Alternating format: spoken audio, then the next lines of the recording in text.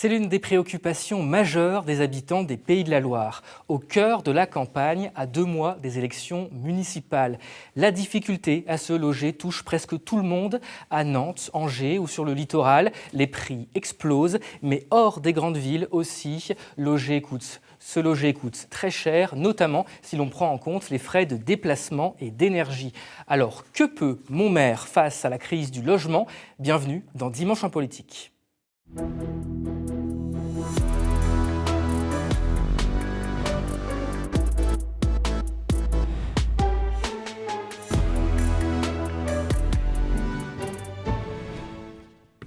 Bonjour à tous et très belle année à vous. On démarre 2026 avec une série d'émissions consacrées aux grands enjeux des élections municipales.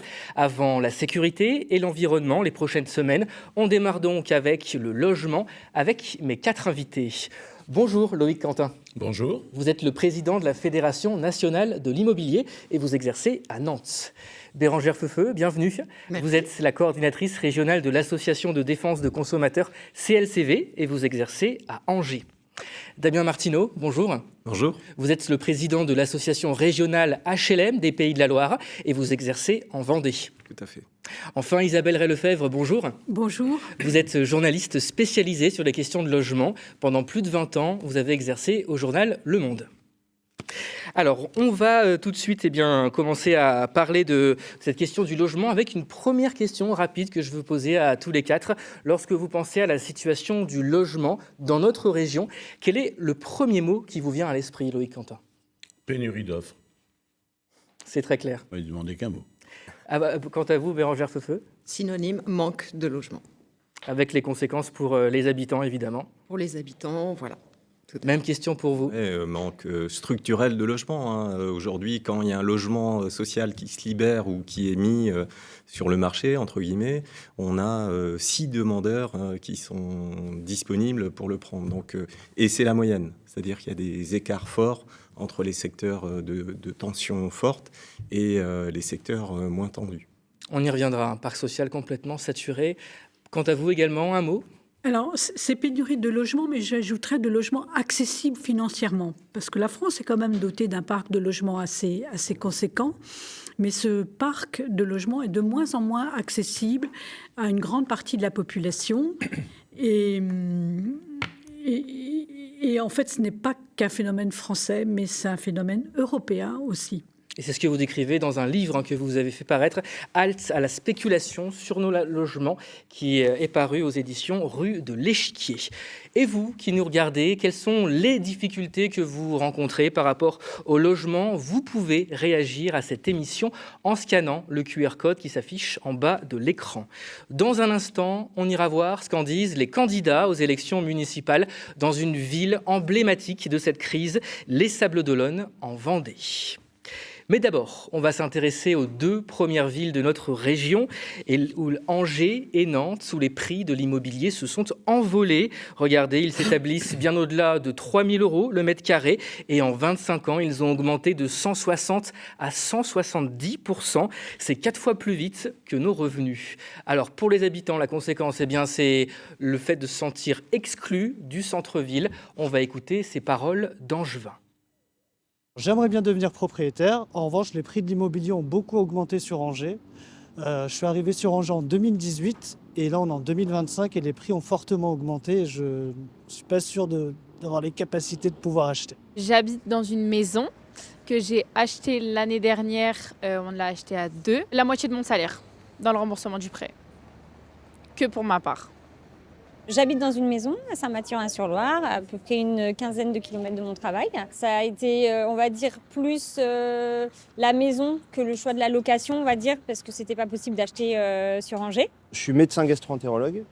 J'habite dans le centre d'Angers, dans une maison. Ça reste quand même un problème pour être propriétaire d'un bien en centre-ville, même d'une ville moyenne comme Angers. Moi, je vis dans un appartement T4 avec mes 3 enfants. J'ai un appartement dans le parc HLM. Ça fait maintenant 10 ans. J'ai une enfant en situation de handicap, donc j'ai besoin d'une chambre en plus pour elle. Je suis en attente d'un logement. Angers, C'est une ville très très étudiante comme Rennes, donc c'est très surchargé. Et donc il faut passer par des agences, par Le Bon Coin, c'est un peu au petit bonheur la chance. Et surtout il y a pas mal d'études de dossiers, donc c'est vrai qu'il faut avoir un dossier solide derrière, il faut avoir des apports au niveau financier.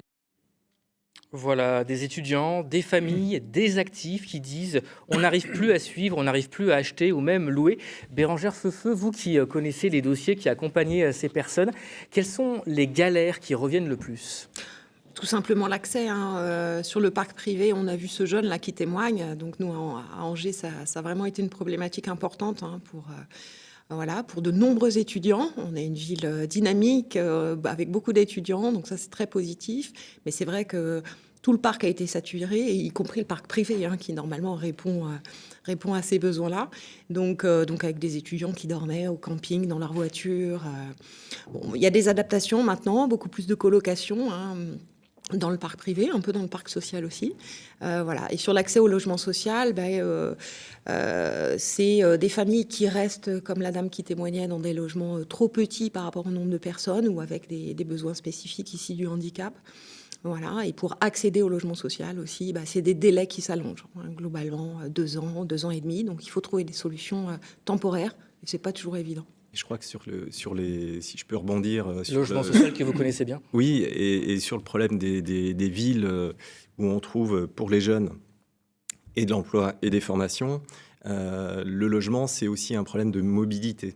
C'est-à-dire qu'on n'a pas de structure d'hébergement qui permettent aux jeunes qui sont en formation, souvent en alternance. L'alternance s'est beaucoup développée ces dernières années et ça va valoriser en fait la recherche d'abord d'un logement pour se former, mais aussi d'un logement pour travailler. Quand c'est pas dans la même ville, eh bien, il faut trouver une structure d'accueil suffisamment souple pour permettre en fait ces allers-retours entre la formation et l'emploi. Et vous, dans ces villes, Damien Martineau, lorsque les maires disent aux bailleurs sociaux on a besoin de plus de logements dans tel quartier, ou pour les infirmières par exemple, ou pour les travailleurs du privé, vous leur dites quoi ? Vous pouvez répondre à leurs demandes ? Bien sûr.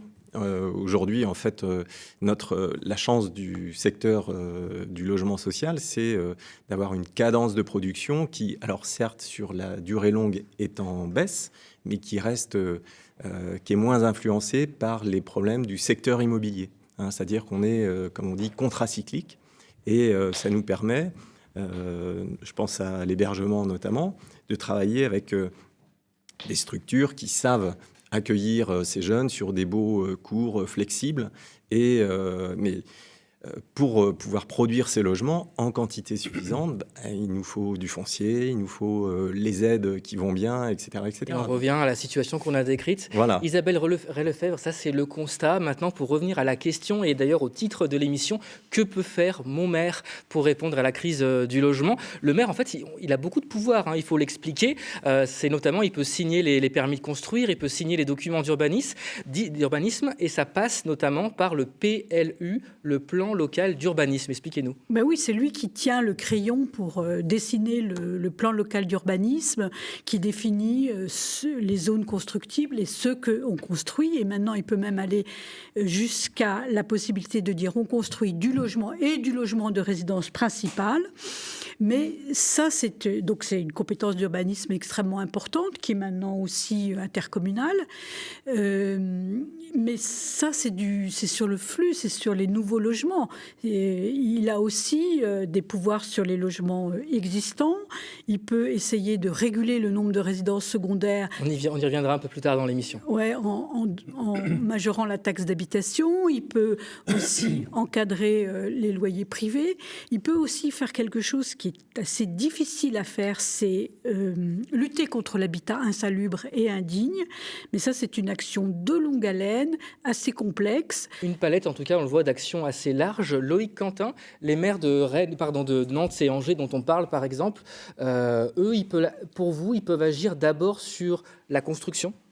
Je pense que dans tous les cas, le maire ou le président de l'intercommunalité a tous les pouvoirs. D'ailleurs, je rappelle que depuis la loi de 92, il a la compétence habitat. Donc, il a l'obligation de mettre à disposition des logements en quantité suffisante pour répondre à l'attractivité de son territoire. On peut pas d'un côté se vanter dans la qualité de son territoire et ne pas mettre des moyens. Le problème, c'est que les moyens et l'anticipation et l'observation n'ont pas été au rendez-vous. Concernant les outils des maires, Les maires ont tous les outils. Isabelle Lefebvre parlait tout à l'heure du PLU. Le PLU, c'est la mise à disposition d'espaces fonciers en quantité suffisante, de terrains constructibles pour permettre l'expansion et du territoire. Donc on aménage celui-ci. Donc c'est une question d'observation, d'analyse et notamment de suivi. Ce qui n'a pas été fait hier, l'ouverture à l'urbanisation de nouveaux territoires, on n'en manque pas dans les villes, que ce soit à Nantes ou Angers.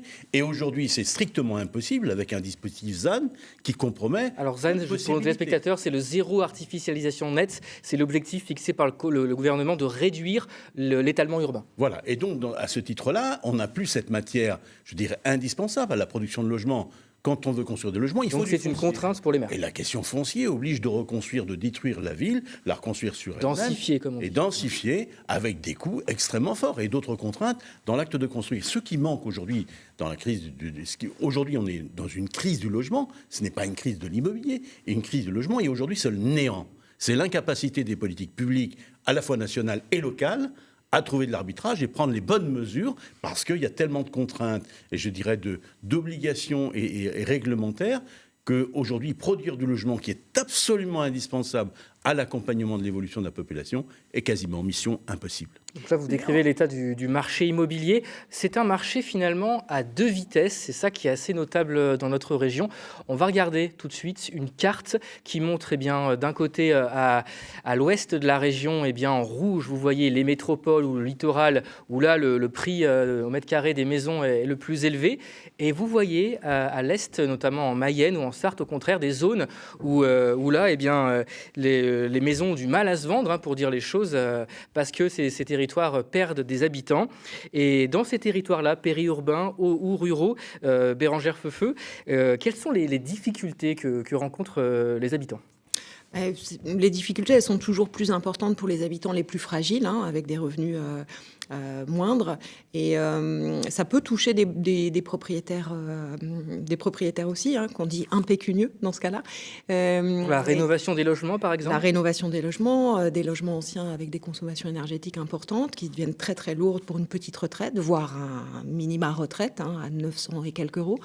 Et donc la volonté de vendre leurs biens pour pouvoir aller se loger ou dans un foyer logement, voire maison de retraite ou un appartement qui se rapproche aussi des services, services publics ou services privés. Alors vous évoquez les services, justement, pour revenir au thème des maires, que peuvent faire les maires, Isabelle Lefebvre, dans ces petites villes, c'est aussi une gageure pour les maires de réussir à attirer des habitants, notamment des personnes âgées, qui ont besoin de se loger proche des services, alors qu'on a un modèle de pavillon avec une maison, un jardin, assez loin finalement de ces centres-bourgs qui se meurent un peu. Oui, les centres-bourgs se meurent et leur bâti répond pas très bien aux besoins de la population qui veut plus d'espace, plus de lumière. Alors, que peuvent faire les maires dans ces communes ? Alors, on peut requalifier des centres-bourgs, mais ce sont des opérations assez difficiles à faire qui consistent un peu à dédensifier les cœurs.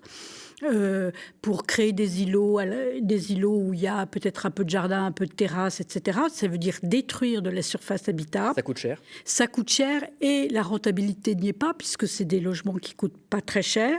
Et au contraire, dans les lotissements, on peut essayer de densifier les lotissements pour pouvoir y apporter des services qui deviendraient rentables, que ce soit des transports, que ce soit des commerces.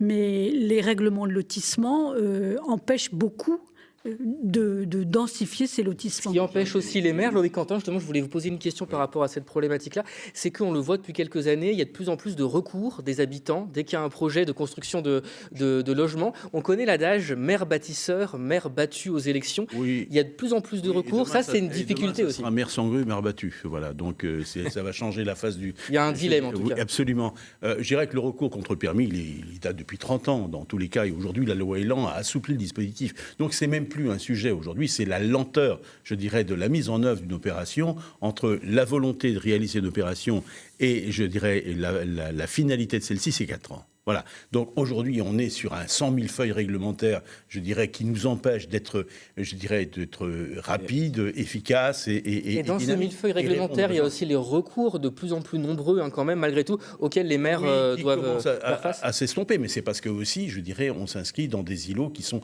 extrêmement compliqués, et je dirais à conquérir pour arriver à recréer du logement. Qu'on appelle des dents creuses, parfois. Des dents creuses, ou quand on trouve une tranquillité. Sur la densification des villes, je dirais qu'il y a quand même une belle opération qui avait été mise en place par Julien de Normandie quand il était ministre du Logement.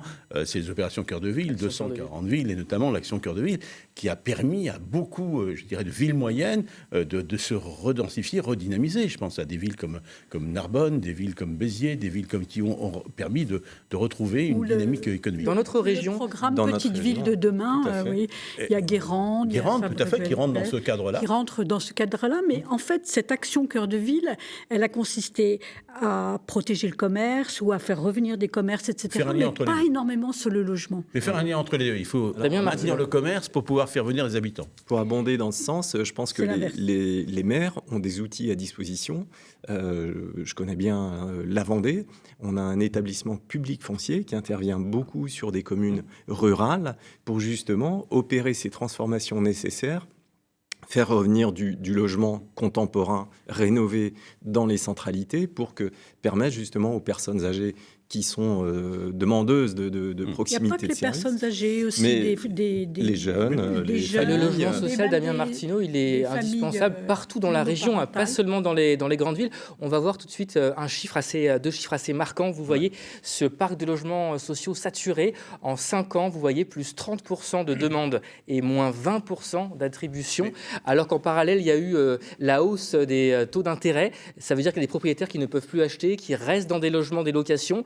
Et votre parc est complètement saturé. C'est tout à fait ça. En fait, on est sur ce qu'on appelle le parcours logement, c'est-à-dire la vocation du logement locatif social, c'était historiquement un passage qui permet de se préparer à l'accession à la propriété. C'était très marqué dans notre région. Et ces chiffres-là consacre le fait que l'accession à la propriété n'est plus possible pour les classes moyennes. Je dirais qu'aujourd'hui, il y a l'augmentation de demande de logements sociaux. Il y a 65% des Français qui sont éligibles au logement social. Mais quand on a un parc locatif privé qui est en berne, et notamment qui assiste plutôt à une diminution de son stock avec une désaffection en raison des contraintes énergétiques et finalement une perte de rendement sur le secteur, eh bien beaucoup de locataires du privé vont vers le secteur social qui lui-même n'est pas capable de répondre à l'urgence de la situation parce que nous sommes face à une crise du logement. Ce n'est pas une crise de l'immobilier en soi, c'est une crise de logement généralisée qui impacte tous les secteurs, l'accession, le locatif social, le locatif privé et notamment, et même le mode de construction. Nous ne savons plus construire. C'est une vraie réflexion sur les maires notamment, sur comment construire des logements. On ne sait plus le faire. Alors que ça laisse...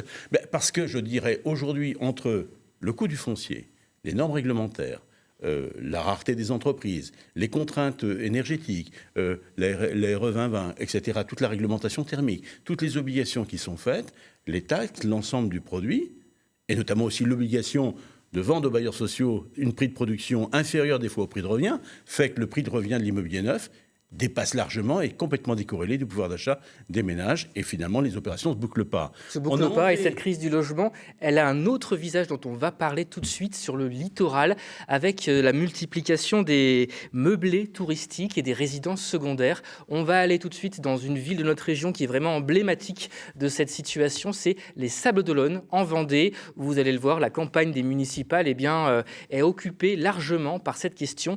Regardez ce reportage de Maxime Jaglin et Adrien Fuselier.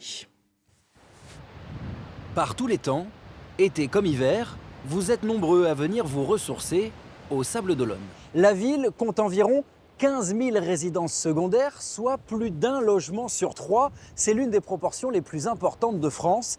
Et dans certains quartiers, on frôle même les 70% de résidences secondaires. Alors pour éviter de devenir une ville Airbnb, le maire a voulu inciter les propriétaires à louer sur la durée.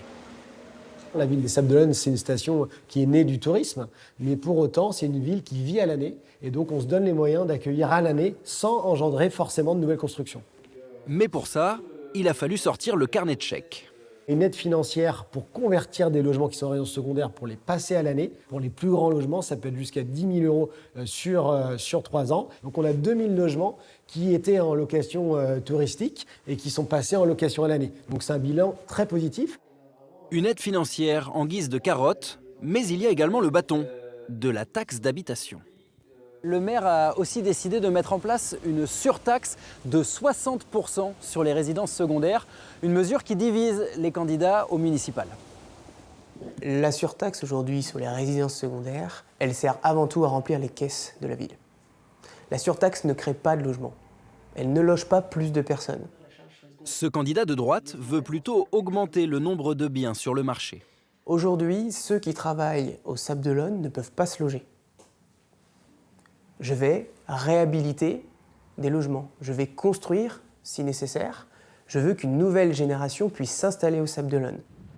Taxer les résidences secondaires, ce n'est pas la solution non plus pour le Rassemblement national. Moi, je suis contre les taxes, les surtaxes, etc. Il faut arrêter d'aller chercher l'argent dans le portefeuille des gens, ça suffit. Il faut plutôt proposer des solutions alternatives. On va stopper définitivement toute nouvelle construction sur les résidences secondaires. Voilà, c'est terminé. On a suffisamment de résidences secondaires localement. Ça pénalise les sablés. Pour la candidate de gauche, au contraire, il faut maintenir la surtaxe, mais pas seulement. On aimerait aller plus loin. La loi Le Meur nous le permet aujourd'hui, donc modifier le PLU pour réserver des quartiers vraiment principalement dédiés à la résidence principale. Sans résidence secondaire. Voilà, pour donner vie à certains quartiers qui sont clairement éteints aujourd'hui sur les Sables d'Olonne. Pour le moment, les locations saisonnières sont uniquement soumises à des quotas par quartier. Mais le débat est lancé dans cette bataille des Sables d'Olonne contre les volets fermés. Et je précise que 2 autres candidats se sont déclarés aux élections municipales au Sable d'Olonne. François-Charles Brion pour Debout la France et Philippe Comte, candidat d'hiver droite.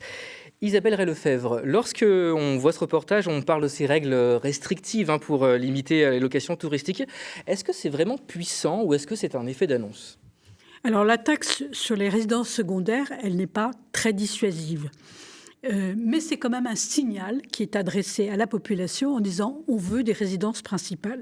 Je discutais l'autre jour avec le maire d'Annecy, il me dit pendant que péniblement j'arrive à faire construire 2000 à 3000 logements résidences principales, il y en a autant qui filent vers la résidence secondaire ou la location touristique. Alors, l'autre arme à la disposition maintenant des maires, c'est de réguler les locations touristiques de court terme, le Airbnb pour aller vite. Je constate que ça, c'est une lutte qui est vraiment transpartisane. Des villes de droite comme de gauche, une centaine en France. Des villes de droite comme de gauche. C'est pas la location touristique qui a créé la pénurie, mais elle l'accélère quand même. Il y a un phénomène d'accélération. Et donc, ils peuvent donc mettre des quotas. C'est efficace ? Oui, c'est efficace, mais ça prend toujours du temps. Oui, c'est efficace quand même. Mais ça prend du temps, comme de manière générale, les politiques du logement, les programmes qui prennent plusieurs années. Mais par contre, ça a des répercussions très concrètes, Bérangère Feufeu, sur la vie des quartiers qui tout à coup perdent leur dynamisme. Effectivement, ce qui fait toute la dynamique d'une société, c'est la mixité sociale. On voit qu'on a besoin de loger des personnes en fonction des revenus de leur activité salariée ou lorsqu'ils sont retraités. C'est ce que disait la candidate dans le reportage des quartiers qui perdent leur vie. Notre société, elle est composée de personnes qui ont des revenus très très divers. Donc, et qui composent tous, qui participent tous à la vie de la société, y compris quand on est retraité et qu'on est bénévole dans une association, par exemple. Donc c'est très important de porter attention à tous ces publics, en fait. Donc il faut absolument que le maire soit un espèce d'ensemblier. Parce que, bien sûr, que dans la tête des habitants, c'est l'élu le plus proche. Ça, c'est pour plein de questions, mais sur la question... Les doléances lui remontent directement. Les doléances lui remontent. Notamment des sur le locataires qui nous disent « je vais écrire à mon maire parce que ça ne va pas ». Donc, ça peut aller jusqu'au président de la République. Donc, les Français savent, en fait, qu'il y a un lien très important entre la décision politique et l'aménagement du territoire et les questions de logement. Sauf qu'on l'a vu, ça se couple avec des tas d'autres choses. L'activité économique, l'emploi, les transports, la présence de services, publics ou privés, c'est sûr, les services de santé aussi. Raison pour laquelle cette question du logement est vraiment au cœur de ces élections municipales. Loïc Quentin, dans le reportage, on a vu qu'il y a un nouvel outil, une loi de 2024, la loi Le Meur et Chanise, qui permet aux maires de pouvoir réagir. Est-ce que c'est suffisant pour vous ? Je dirais que c'est l'expression même, d'un désordre dans l'aménagement du territoire, à savoir qu'on est en train de se rendre compte aujourd'hui qu'on n'a pas su accompagner toutes les populations. Est-ce qu'un retraité de 65 ans est plus à écarter qu'un actif ? La question, c'est le bien vivre ensemble. monde et savoir composer avec toutes les tranches de la population. Quand j'écoute le maire de Sables-d'Olonne, voilà un maire pragmatique qui met une prime de 10 000 €, je dirais pour quelqu'un qui maintient dans le secteur locatif de longue durée un logement notamment et inciter à le faire. Donc je crois qu'il faut trouver des solutions. Mais la réponse, elle est où? C'est de construire plus dans des territoires qui en ont besoin, où l'attractivité est naissante. C'est pas dans des territoires oubliés dans le cœur de la France, dans la Creuse, où on a des prix de l'immobilier à 1 000 € le mètre carré, qu'on a besoin de faire venir des gens. Quand les villes, on a des déserts aujourd'hui d'habitation. Donc il faut se polariser là où il y a des centres d'attractivité. Et aujourd'hui, avec notamment l'inversement des actifs et des inactifs, le problème ne fait que commencer. Et quand on a des zones attractives, je crois que le maire des Sables-d'Olonne ou le maire à l'île de Ré, personne, ou à la Baule, personne va se plaindre d'avoir une ville attractive quand il y a des maires en France qui ont des villes et qui se creusent la tête comment maintenir quelques habitants dans leur territoire pour faire vivre le commerce et un équilibre de budget communal. Ces territoires à deux vitesses. Là, c'est une question d'observation, d'anticipation, mais surtout, je pense qu'aujourd'hui, si nous avions tous les outils pour le faire, on a mis tellement de contraintes aujourd'hui que les maires ne sont pas libres de faire ce qu'ils ont envie de faire, mais ce qu'on leur autorise à faire, et c'est une autre question. On a bien compris votre point de vue. Damien Martineau, vous venez de Vendée. Dans ce département, avec cette situation des résidences secondaires et des locations touristiques, est-ce que le logement social peut être une solution, notamment pour accueillir les travailleurs essentiels à l'année? Bien sûr. Alors, la ville des Sables-d'Olonne notamment, puis d'autres, ont mis en place des aides pour développer des programmes de logements sociaux. Ils ont un PLU qui exprime en fait leur trajectoire en fait de développement d'offres abordables, parce qu'on a besoin sur ces secteurs-là justement d'accueillir tous les publics. Alors c'est vrai que ces contextes littoraux, avec le prix du foncier qui est un peu disproportionné par rapport à la taille des villes, enfin voilà, on est sur les Sables-d'Olonne ou sur Saint-Gilles, on a des prix de foncier qui sont comparables à ceux qu'on a dans le centre-ville de Lens. On l'a vu tout à l'heure sur la carte avec ces zones en rouge. En tout cas, merci à tous les quatre d'avoir été avec nous pour évoquer ces différents visages de cette crise. On retiendra que ce soit dans les métropoles saturées ou que ce soit dans les territoires ruraux ou bien sur le littoral, eh bien, c'est finalement vers le maire qu'on se tourne d'abord et qu'il a des outils en main. Et ce sujet sera, à n'en pas douter, au cœur de la campagne électorale à 2 mois des élections municipales. Merci à tous les quatre d'avoir été avec nous. La semaine prochaine, vous retrouverez Virginie Charbonneau pour une nouvelle émission sur les grands enjeux des municipales consacrée à la sécurité. Très bonne journée. Merci beaucoup.